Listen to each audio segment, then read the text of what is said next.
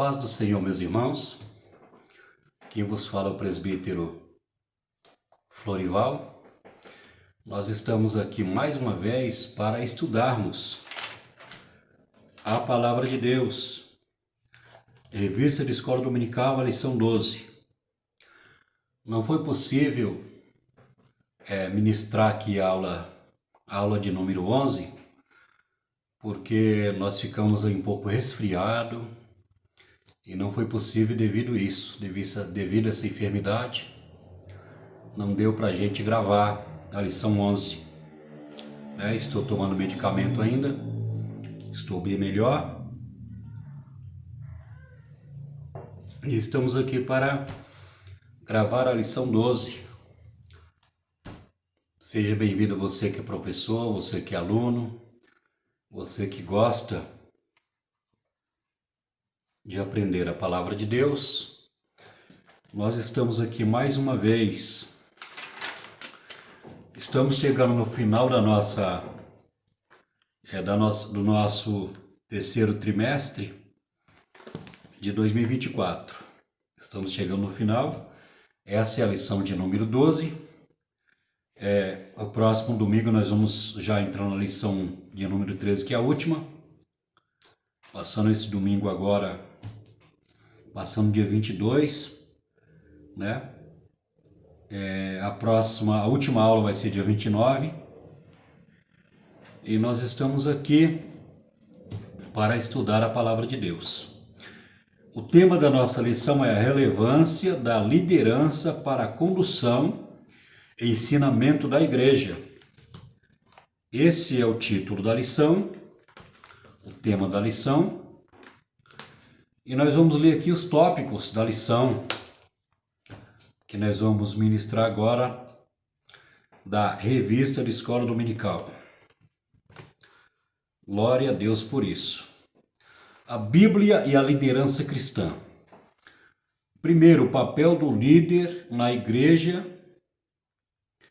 a exemplo de Jesus Cristo. Segundo ponto, o perfil bíblico de uma liderança. O perfil bíblico de uma liderança cristã. Terceiro ponto, a vocação e o chamado para a liderança. Aqui no segundo tópico nós temos o chamado específico. Segundo, a variedade de membros e de funções. No terceiro ponto do segundo tópico nós temos a relevância da liderança na igreja, ou seja, a importância dos líderes na igreja. Aqui no final, no terceiro tópico, nós temos deveres dos líderes e reconhecimento da igreja. O reconhecimento ao trabalho. No segundo ponto aqui, obedecer aos líderes. Terceiro, deveres dos líderes. Aqui nós vamos demorar aqui uns 45 a 50 minutos de estudo. Nesses tópicos aqui, dividido em 3 tópicos, a nossa lição, que tem por título a relevância da liderança para a condução e ensinamento da igreja. A Bíblia e a liderança cristã. Aqui esse título da lição é dividido em 3 tópicos. A Bíblia e a liderança cristã, o chamado vocacional dos membros da igreja e deveres dos líderes e reconhecimento da igreja. Aqui esse título é dividido em três tópicos com subtópicos que são o desenvolvimento da nossa aula. Antes de começarmos aqui a estudar ou fazer comentário, eu peço a você para se inscrever no nosso canal. Nosso canal aqui é novo, só tem 7 meses. E você que é professor, você que é aluno, você que congrega em um ministério, mas na sua igreja, estou um pouco resfriado ainda, tomando medicamento para melhorar desse resfriado, né? Mas estamos aí para estudar a palavra de Deus. Você que congrega no seu ministério, lá não tem escola dominical, fique aqui conosco, né? Aprendendo a palavra de Deus. E antes de começar aqui, se inscreva no nosso canal, deixe o joinha. Se quiser pode fazer um comentário, estaremos lendo todos os comentários, amém? Então, dito isso, vamos lá então para o comentário da nossa escola dominical, Assembleia de Deus, Ministério Madureira, e a lição 12.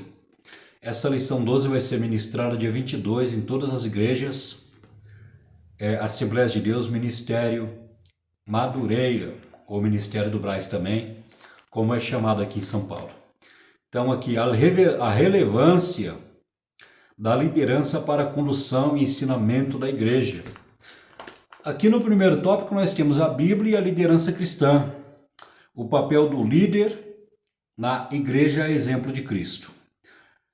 Cristo estabelece na igreja homens vocacionados e comissionados por ele para cooperar para o aperfeiçoamento de todos os santos, a fim de que todos sejam dinâmicos e frutíferos em seus respectivos ministérios.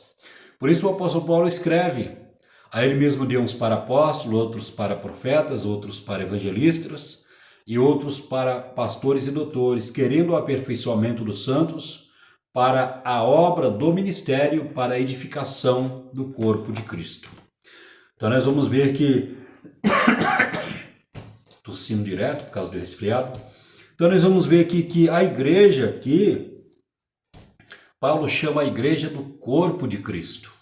Ou seja, um organismo vivo, um organismo dinâmico, né? Um organismo aqui que precisa ser alimentado. O corpo precisa ser alimentado. E a igreja é o corpo místico de Cristo. Ou seja, o corpo espiritual de Cristo. Cristo, através do Espírito Santo, ele é como Deus, ele habita na igreja. Então, nós vamos ver que Jesus ele escolheu os líderes, né? Escolheu o ministério. Pastores, profetas, apóstolos, naquela época tinha, né? Os apóstolos, pastores, evangelistas, presbíteros, são os ministérios que essas pessoas que são chamadas por Deus, né, são chamadas dessa maneira, são capacitadas por Deus para o aperfeiçoamento do corpo de Cristo, para o aperfeiçoamento dos santos e para a obra do ministério, para a edificação do corpo. A palavra edificação significa construção. Nós vamos ver que a igreja,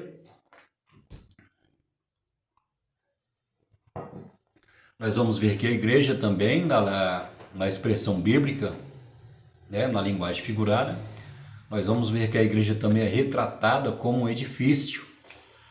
Um edifício, então, quando se fala de edifício, se fala sobre construção, né? A igreja é como uma construção que precisa dos seus trabalhadores. Então nós vamos ver que os ministros são pessoas que Deus escolheu para trabalhar na obra de Deus, né? Então nós vamos ver que tem os ministérios que Jesus escolheu para a edificação dos santos, né? Como está escrito aqui em Efésios, no capítulo 4, versículo 11 e 12, para o aperfeiçoamento da igreja e para também para a edificação do corpo de Cristo, né? Aperfeiçoamento e edificação. Estou tossindo direto aqui, que eu estou meio resfriado, mas estamos tomando medicamento para melhorar. É justamente por causa deste resfriado, que essa semana agora passada, né, a partir de segunda ou terça-feira, que não foi possível gravar as aulas de escola dominical da lição 11. e também da lição dos jovens da Assembleia de Deus, Ministério Braz, ou Madureira. Então aqui eu estou explicando para vocês o porquê que não deu para a gente estar estudando ou gravando, justamente por causa desse esfriado. Então vamos aqui então para o segundo ponto, o perfil bíblico de uma liderança cristã.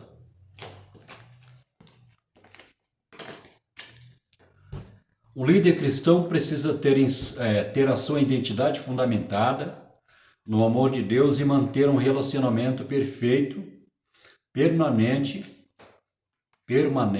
e íntimo com o Senhor Jesus Cristo, que é o cabeça da igreja. Existem algumas qualificações que são indispensáveis a um líder e precisam ser discutidas. A lista pode ser imensa: competência técnica, espírito de decisão, inteligência, conhecimento, sabedoria, porém, o mais relevante é ter o perfil, as qualificações de Jesus.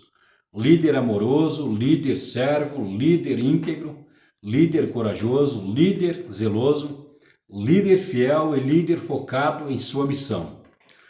Nós vamos ver aqui esse perfil aqui de líder, aqui na primeira leitura que nós fizemos. Nós vamos ver que nessa leitura que nós fizemos aqui, nós vamos ver que tem várias qualidades, vários adjetivos aqui para um líder. Mas essas qualidades aqui, muitas vezes é vista em um líder secular, né?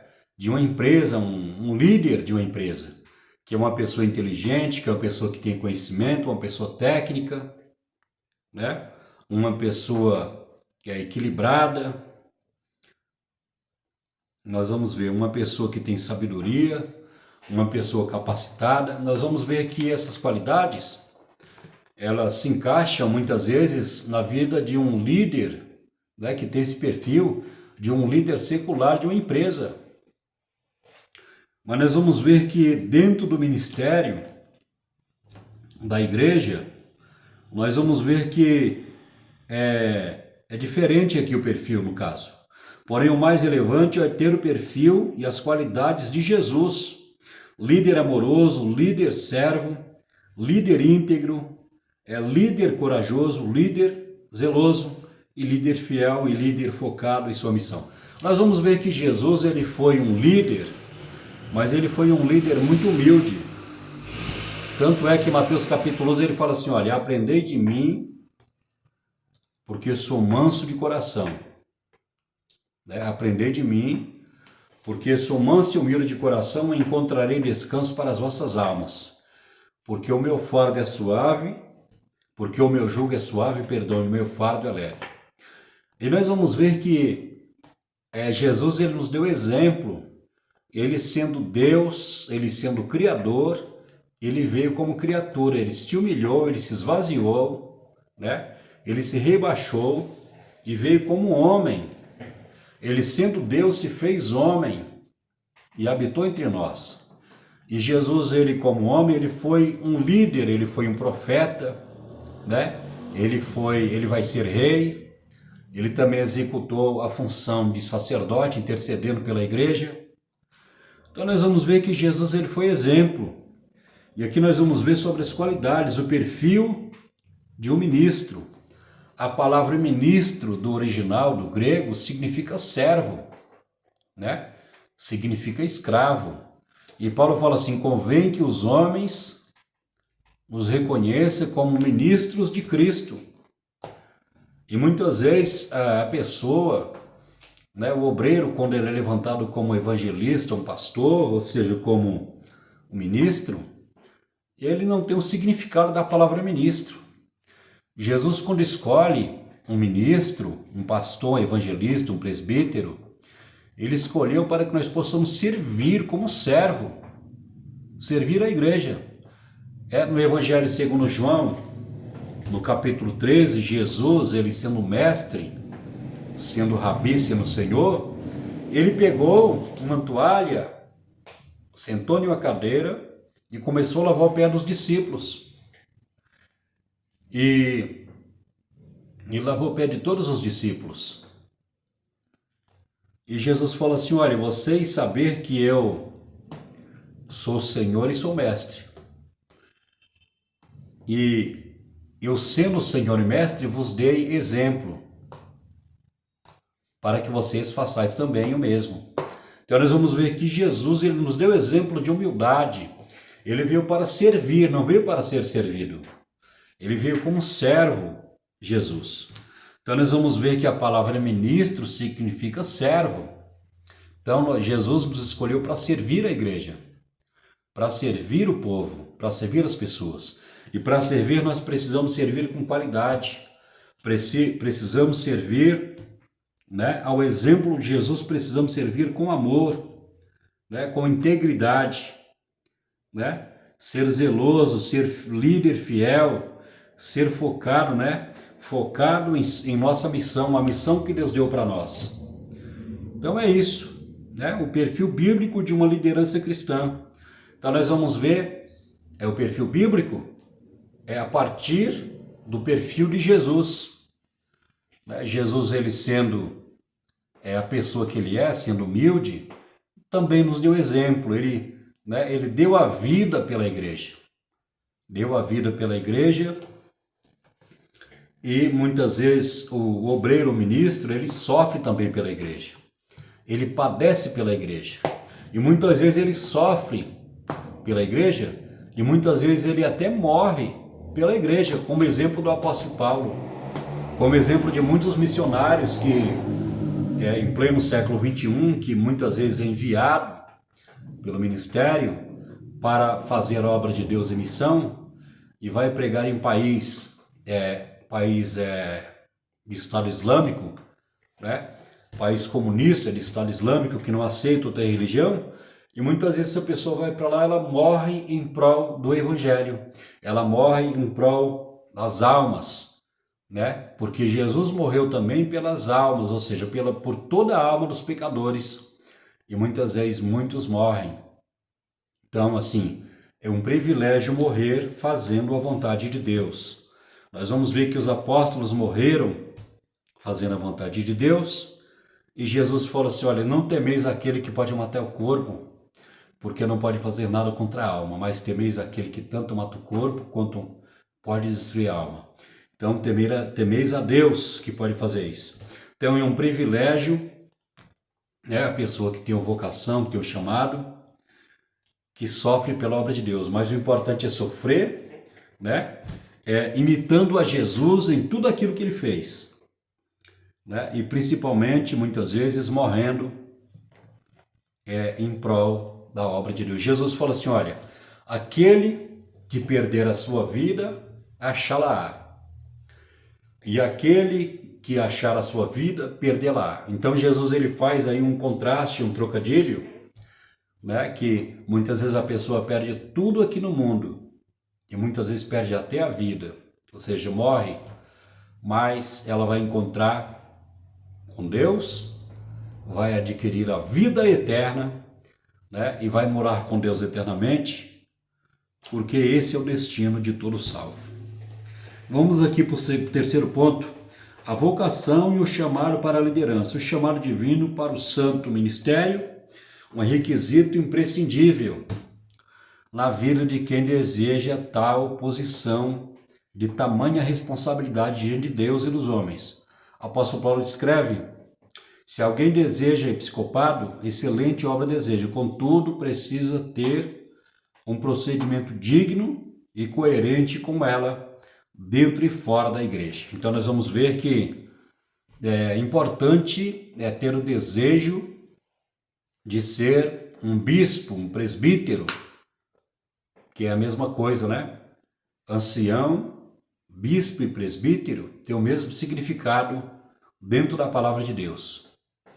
Então nós vamos ver que é importante a pessoa ter um desejo de ser o ministro da palavra de Deus, mas está dizendo que precisa ser coerente, né? Dentro e fora da igreja, ou seja, precisa ser exemplo dentro e fora da igreja para que Deus possa estar usando e não ser um impedimento na obra de Deus. Vamos aqui para o segundo tópico, o chamado específico. A despeito do chamado específico comum a todos os que aceitam a Cristo como Senhor e Salvador. Há também aqueles chamados específicos. Na Bíblia, encontramos chamados específicos para alguns homens. Aqui nesse texto aqui, no segundo tópico, nós temos aqui vários exemplos de homens que foram chamados por Deus, né? Não para ser ministros. Uns foram escolhidos por Deus para ser profeta, como Abraão. Davi foi escolhido por Deus para ser rei. Moisés foi chamado por Deus para ser um legislador, né? Para ser o libertador de Israel. Nós vamos ver que Paulo foi chamado para ser um apóstolo. E por aí vai, tem vários exemplos na Bíblia. Samuel exerceu 3 ministérios. Samuel exerceu o ministério de sacerdote, exerceu o ministério de juiz, e também ele era profeta.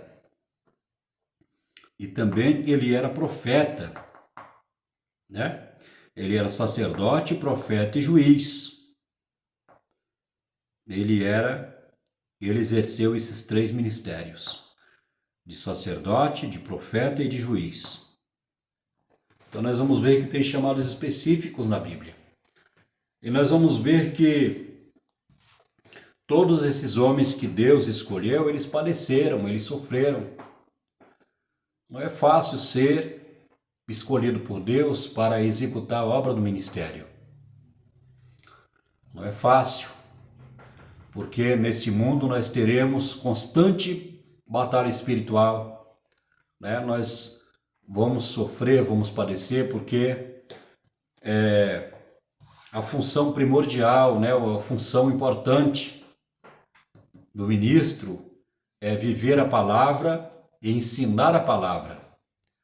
Viver a palavra, obedecer a palavra e ensinar a palavra. E nós vamos ver que tem muitos que não querem obedecer a palavra. Tem muitos que vão ser rebeldes à palavra de Deus. Então, muitas vezes isso vai gerar conflito, né? Vai gerar dificuldade, vai gerar luta. Mas Deus, ele não chama ninguém para ser um soldado covarde ou um soldado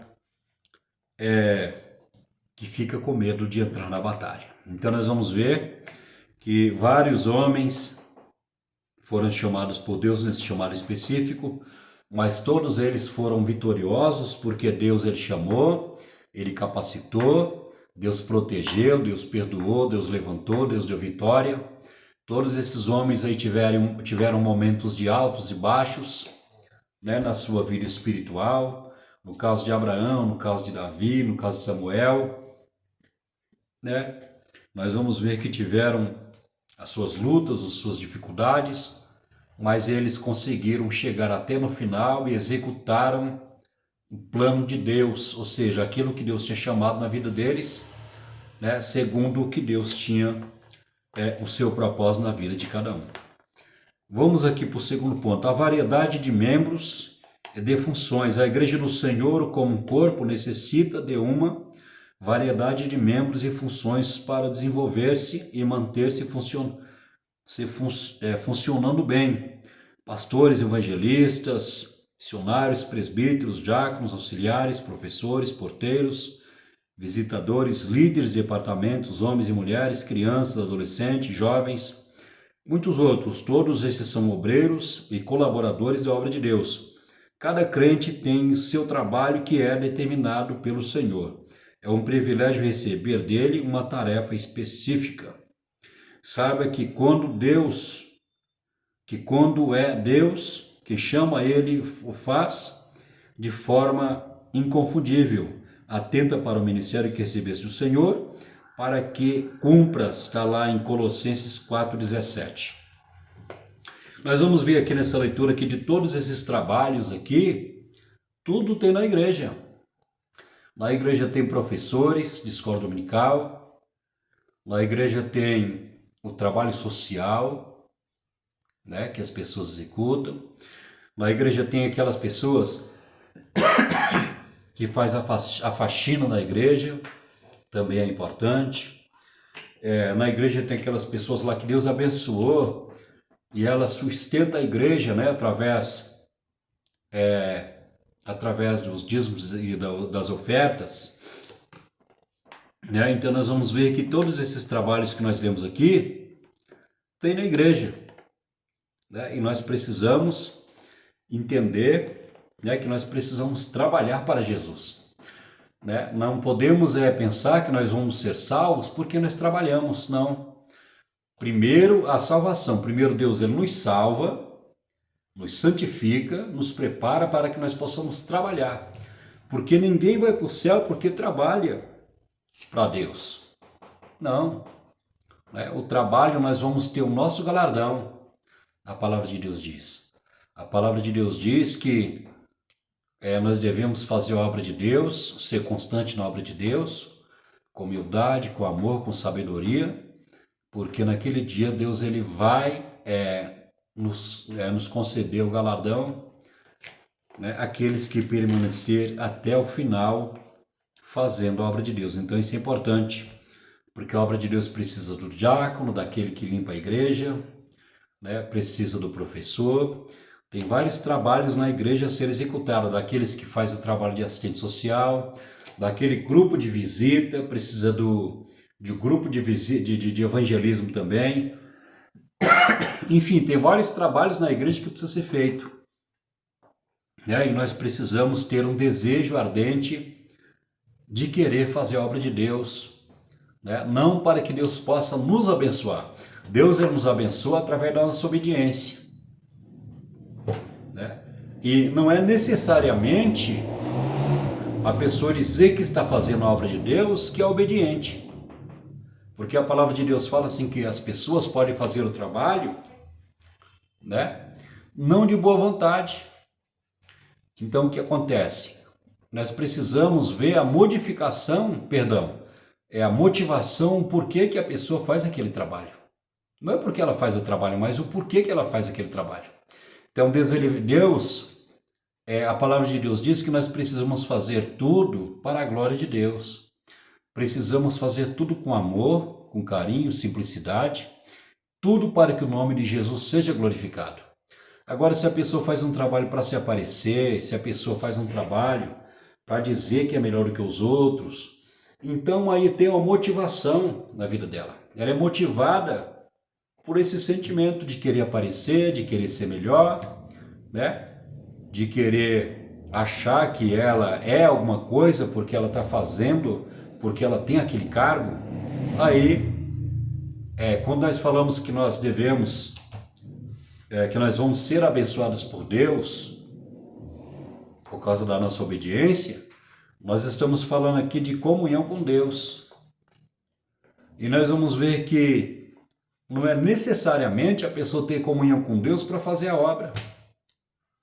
Veja bem que tem muitas seitas religiosas aí, que tem a Bíblia, fala até em nome de Deus, eles fazem a obra. Só que eles fazem de qualquer maneira, né? Eles fazem motivados ali pela heresia, ali, por outros motivos. Então, quando nós falamos a respeito da motivação com que a pessoa faz a obra de Deus, é Deus que vai ver a intenção do coração daquela pessoa, o porquê realmente que ela está fazendo aquilo. Então tem a questão aí da motivação, e a palavra de Deus diz que Deus ele vai julgar.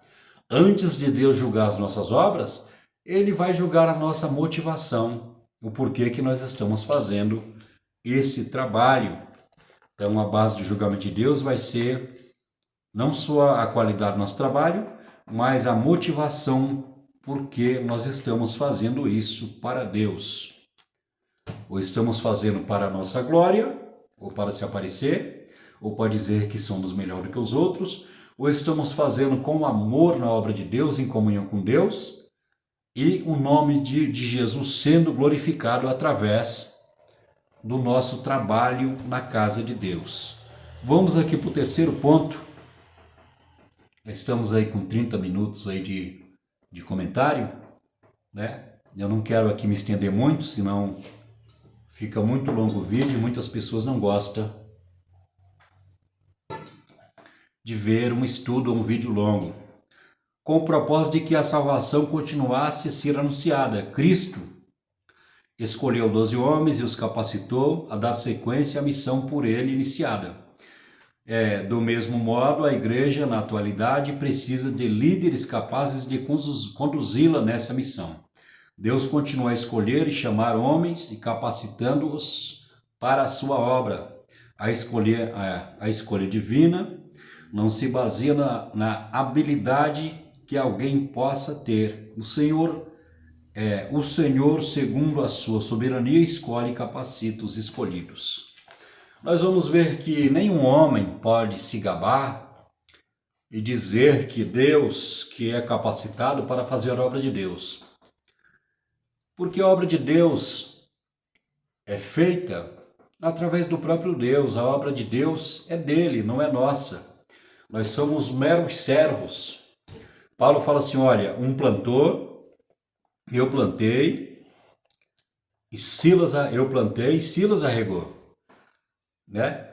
Quem deu o crescimento foi Deus. E Paulo fala assim, olha, o que planta e o que rega não são nada. Mas é Deus que dá o crescimento, é Ele que fornece o crescimento. Então nós vamos ver que a obra é de Deus, é Deus que escolhe, e é Deus que capacita, e é o nome dele que é glorificado. Então nós vamos ver que Deus escolhe as pessoas que não têm capacidade, e é Ele que capacita essas pessoas. Para que a pessoa possa entender que ela está fazendo a obra de Deus, não porque ela tem a sua própria capacidade, mas ela tem a capacidade porque Deus capacitou ela, porque foi Deus que escolheu e Deus capacitou. Então devemos ter realmente essa consciência, né, que nós não podemos fazer a obra de Deus segundo a nossa sabedoria, né, segundo os nossos méritos, a nossa capacidade humana, o nosso intelecto. Não. Né? Então nós precisamos entender que é Deus que chama, é Deus que capacita, é Deus que nos usa, porque é Ele que chama e a obra é dele, e tudo para Ele, para Ele, por meio dele, é tudo dele para a glória do nome de Jesus. Então vamos aqui para o terceiro ponto. Deveres dos líderes e reconhecimento da igreja. Reconhecimento ao trabalho. O apóstolo Paulo orienta os discípulos de Cristo em Tessalônica, está lá em Tessalonicenses, capítulo 5, 12 e 13, sobre a necessidade de reconhecer, cuidar, interessar-se por os que se esforçam no trabalho daqueles que foram constituídos pelo Senhor para guiá-los, ensiná-los e aconselhá-los. A recomendação apostólica é que tais líderes sejam tratados com mais alta estima, com maior respeito e amor. Agora notemos como encerra o argumento ou motivo, a razão apresentada por Paulo, por causa da sua obra, por causa do trabalho que fazem. Ou seja, é a obra de Deus que o pastor trabalha, o evangelista, o presbítero, o diácono. Não é na nossa casa que nós trabalhamos, mas é na casa de Deus, né? E a matéria-prima da obra de Deus são pessoas, são almas. Jesus ele morreu por pessoas. Jesus morreu para salvar todas as pessoas do mundo. Então, a matéria-prima da obra de Deus são pessoas, são almas que são preciosas para Deus. São pessoas que têm valor imensurável, que não se pode medir, que não se pode contar o valor, né? É valor imensurável que o ser humano tem para Deus. A palavra de Deus fala que Jesus, ele nos comprou com o sangue dele, o sangue precioso dele que foi derramado na cruz do Calvário. Então Jesus ele comprou o ser humano, né, com o sangue precioso dele, morreu em nosso lugar, morreu em sacrifício pelos nossos pecados para nos remir, né, para nos libertar da escravidão do pecado, nos comprou, nos libertou, escreveu o nosso nome no livro da vida e nos concedeu a vida eterna, glória a Deus por isso. Então nós vamos ver que Paulo, quando ele manda essa carta lá para Tesalônica, onde estava a igreja, ele falou assim, olha, ele recomendou, olha, aos que trabalham na palavra, aos obreiros da casa de Deus, que sejam dignos de honra, de ter, né, da mais alta estima daqueles que trabalham, que fazem a obra de Deus, a causa do trabalho que fazem a obra de Deus. Não é por causa do temperamento da oratória, ou do sorriso, da aparência física, da formação acadêmica, da influência social ou eclesiástica, ou dos dons naturais. A base é a tarefa espiritual que receberam daquele que é o cabeça da igreja para desempenhar em favor da igreja de Deus. Então nós vamos ver aqui que trabalhar na obra de Deus é um grande privilégio daqueles que são chamados por Deus. Então precisamos ter o maior cuidado, né? Devemos orar, buscar Deus para que Deus possa nos capacitar, porque uma palavra sem a direção de Deus, uma palavra sem a direção do Espírito Santo, nós podemos machucar as almas, podemos até lançar almas no mundo. Quantas almas estão aí desviadas, né? Quantas pessoas saíram da presença de Deus por causa que o pastor falou alguma coisa, porque a pessoa ouviu uma palavra mal falada, uma palavra sem a direção de Deus. Então é importante que nós busquemos a comunhão com Deus, que todo homem que é chamado por Deus, que é vocacionado, que é capacitado por Deus, que tem a vocação na obra de Deus, que nós possamos ter consciência que a matéria-prima na igreja são pessoas, são almas, a qual Jesus morreu e se deu em resgate, em sacrifício, pelos nossos pecados para nos libertar. Então é importante que nós possamos ter consciência disso, que as almas que Deus, que está na igreja, que pertence à igreja, que pertence a Cristo, que Deus ele colocou em nossas mãos ali para que nós possamos ministrar a palavra de Deus, estar orando, nós precisamos estar buscando a Deus para que Deus possa nos capacitar, nos encher do Teu Espírito Santo, nos orientar, nos dar direção, para nós fazermos a obra de Deus na direção do Espírito Santo, para a edificação e a construção e a glorificação do nome de Jesus. Glória a Deus por isso. No segundo ponto, né, obedecer os líderes, obedecei os vossos pastores, sujeitai-vos a eles, obedecei e sigam as suas ordens, né? Submetam-se à autoridade deles, se é possível, estas atitudes pela ação do Espírito Santo na vida de cada membro do corpo de Cristo. Não é somente em nossos dias que surgem no meio do povo de Deus aqueles que resistem a obedecer e se submeter à liderança constituída.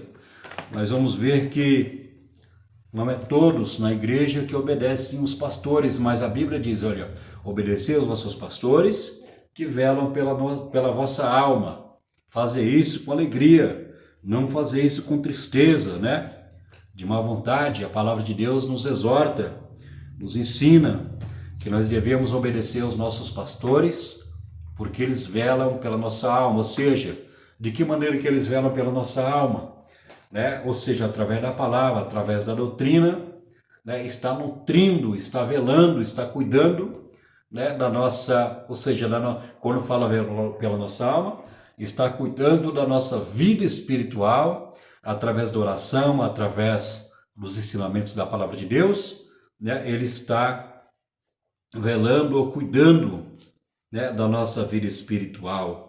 Glória a Deus por isso. Então a palavra de Deus, né, o apóstolo Paulo escreveu inspirado pelo Espírito Santo e exortou a igreja que obedecesse os vossos pastores, né? O escritor lá de Hebreus no capítulo 13, né? Ele exorta os membros a obedecerem os líderes, os pastores, porque os pastores oram pela igreja e ele também ensinam também a igreja. Então nós vamos ver que muitas vezes tem pessoas que não querem obedecer o pastor, mas essas pessoas que não querem obedecer são pessoas que não têm compromisso com a palavra de Deus, são pessoas né, que são pessoas rebeldes, são pessoas que não têm comunhão com o Espírito Santo. Porque o crente que tem comunhão com o Espírito Santo, ele vai obedecer o pastor, ele vai aprender, ele vai orar pelo seu pastor, ele vai orar pelos obreiros, pela casa de Deus, para que Deus possa, né, abençoar a sua obra. Meu querido, chegamos aqui no final, deixei aqui até o último ponto aqui. Eu não vou ler o último ponto, perdão, eu não vou ministrar aqui, eu não vou explicar. Vamos ler aqui o último ponto para que nós possamos finalizar, porque já tem 40 minutos aqui de comentário. Deveres dos líderes. Quanto aos deveres dos líderes cristãos, além dos textos mencionados nos subtópicos anteriores, acrescentamos as recomendações do apóstolo Pedro quanto aos deveres dos que tinham a missão de cuidar do rebanho de Deus. É crucial que cada membro do corpo de Cristo é envolvido na obra de Deus em uma igreja local e ingresse no ministério ou almeje ou esteja se preparando e esteja bem consciente do que a Bíblia revela sobre a responsabilidade trabalhar para o bem-estar da igreja. Ensinar, aconselhar, advertir, vigiar quanto aos perigos para o rebanho do Senhor, ser exemplo para o rebanho, dentre tantos outros, procure cumprir bem a tarefa que você recebeu no serviço do Senhor. Está lá em Colossenses capítulo 4, versículo 17.